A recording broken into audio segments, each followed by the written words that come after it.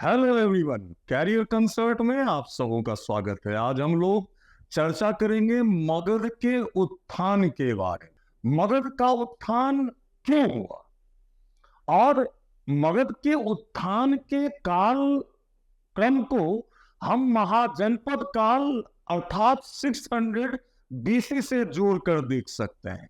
एक राज्य के रूप में मगध का सर्वाधिक उत्थान हुआ। जितने भी महाजनपद थे उसमें सबसे अधिक उत्थान मगध का हुआ। तो इसके पीछे क्या कारण था, इन तमाम पक्षों को हम देखेंगे।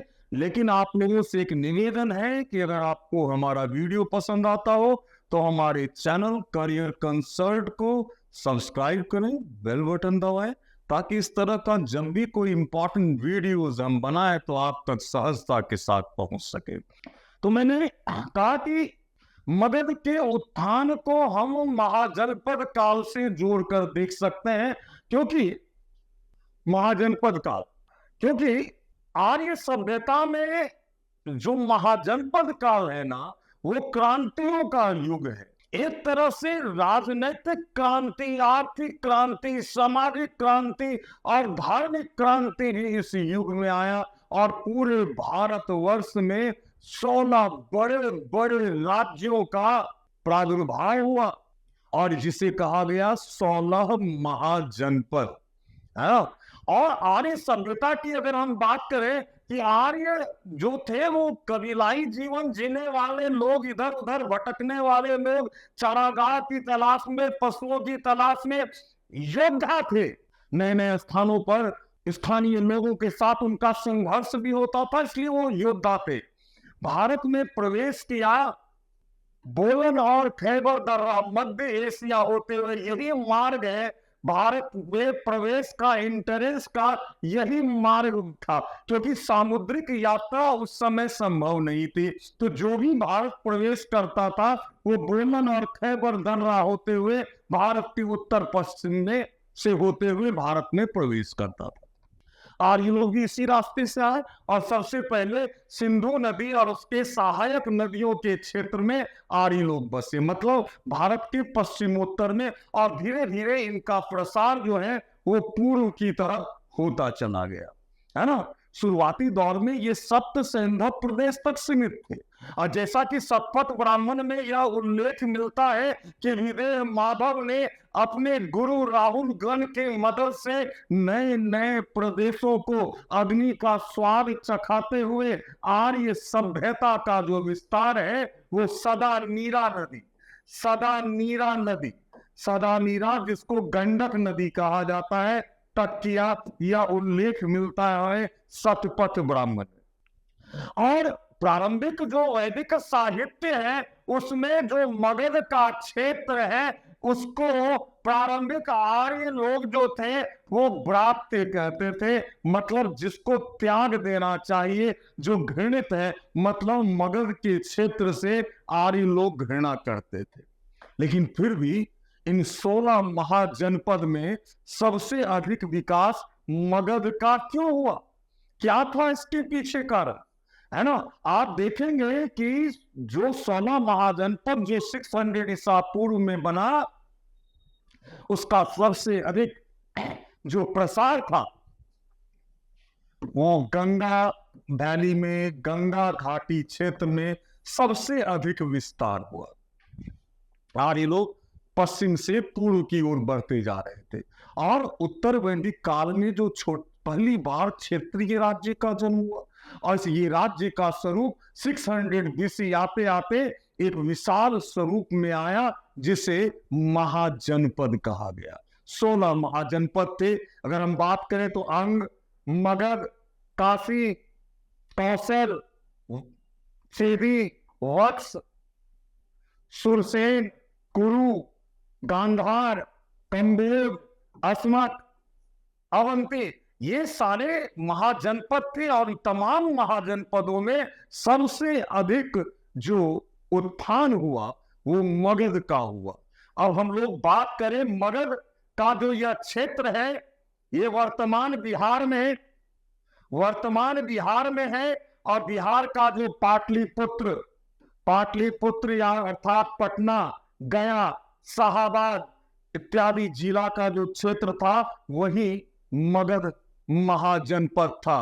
मगध मगध और सभी महाजनपदों में सर्वाधिक उत्थान भी मगध का हुआ। इसके पीछे क्या कारण है, इस बात को आज इस वीडियो में हम लोग जानने का प्रयास करेंगे।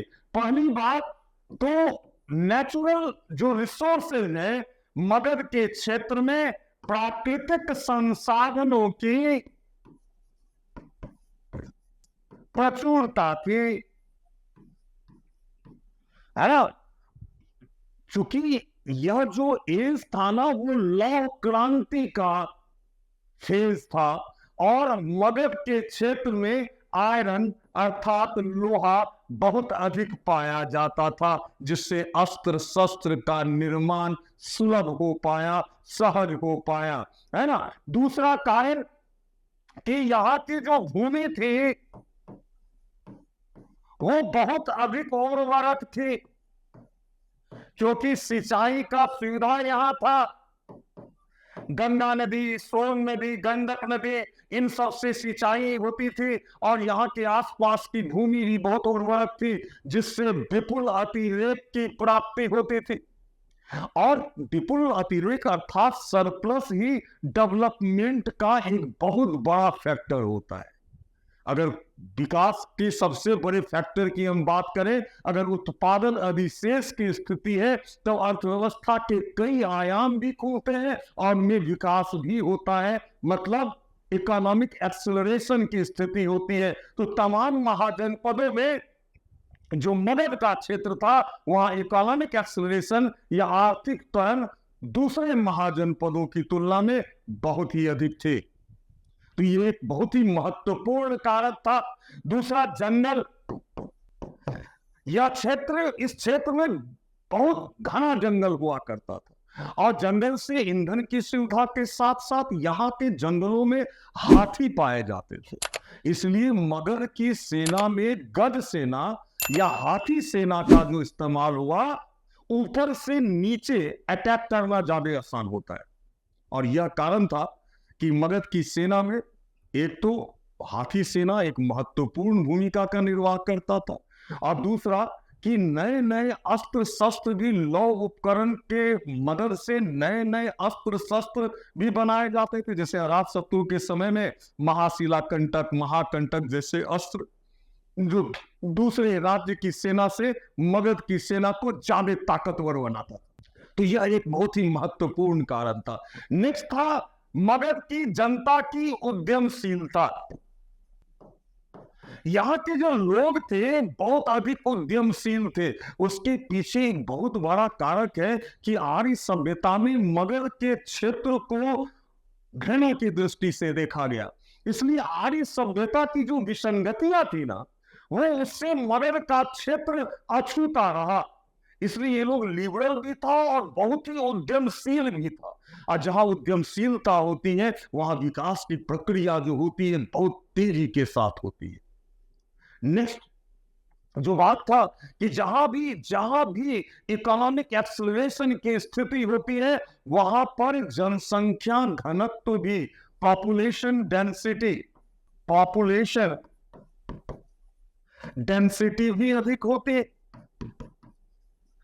आज भले ही बढ़ती हुई जनसंख्या हमारे देश के लिए चिंता का विषय है, लेकिन यह तो सभ्यता के प्रारंभिक विकास का फेज है। इस समय जनसंख्या बहुत कम हुआ करती थी, बहुत ही कम जनसंख्या वाला देश था भारतवर्ष। लेकिन तमाम महाजनपदों की अपेक्षा मगध में जनसंख्या घनत्व बढ़ता जा रहा था इकोनॉमिक एक्सेलरेशन के कारण, है ना। और इकोनॉमिक एक्सेलरेशन के कारण जो जनसंख्या घनत्व बढ़ा, इसके चलते एक विशाल स्थायी सेना का निर्माण भी मगध के शासक कर पाए। इसलिए वहां का जनसंख्या घनत्व भी, ह्यूमन रिसोर्सेज भी मगध के उत्थान का एक महत्वपूर्ण कारक हो जाता है। इसके अलावा मगध की जो दोनों राजधानियां हैं, अगर मगध के प्राचीनतम राजधानी के बारे में बात करें, जिसको राजगृह या गिरिब्रज कहा जाता था। राजगृह भी नाम है, गिरिब्रज भी नाम है, बिंबिसारपुरी भी कहते हैं राजगृह को। और यह राजगृह जो सबसे प्राचीनतम राजधानी थी मगध की, वो चारों तरफ से 5 पहाड़ियों से घिरा हुआ, 5 पहाड़ियों से घिरा एक अभेद दुर्ग था, है ना। जिस तरह आप कोई ऊंचाई से नीचे अटैक करना आसान होता है, इसलिए कारगिल के युद्ध में हम लोग, इंडिया भले ही जीत गया, लेकिन इंडियन सैनिक बहुत अधिक मारे गए थे, क्योंकि पाकिस्तान ऊपर में था और ऊपर से हमला कर रहा था, बहुत ही कठिन था। इसी तरह मगध की जो राजधानी गिरिब्रज थी, राजगृह थी ना, वो चारों ओर से पहाड़ियों से घिरा हुआ क्षेत्र था। एक प्राकृतिक सुरक्षा मिली हुई थी राजगृह को, इसलिए दुश्मनों के लिए, शत्रुओं के लिए ये अभेद दुर्ग का काम करता था। जो कि मगध की दूसरी राजधानी की हम बात करें, पाटलिपुत्र, जिसका एक नाम कुसुमपुर मिलता है। पाटलिपुत्र जो था वो 3 तरफ से नदी से घिरा हुआ था, अर्थात पाटलिपुत्र भी एक जल दुर्ग था। प्राकृतिक रूप से मगध की दोनों राजधानियों को सुरक्षा प्राप्त थी, और जहां सुरक्षा का भाव होता है, सेंस ऑफ सिक्योरिटी होता है, वहां का विकास अवश्यंभावी होता है। इसलिए मगध का विकास दूसरे महाजनपदों की तुलना में बहुत ही अधिक हुआ। ये एक बहुत ही महत्वपूर्ण कारक है मगध के उत्थान के पीछे। अगर हम बात करें नेक्स्ट कारक की, तो यहां पर योग्य राजवंशों की सेवा प्राप्त हुई क्षेत्र को।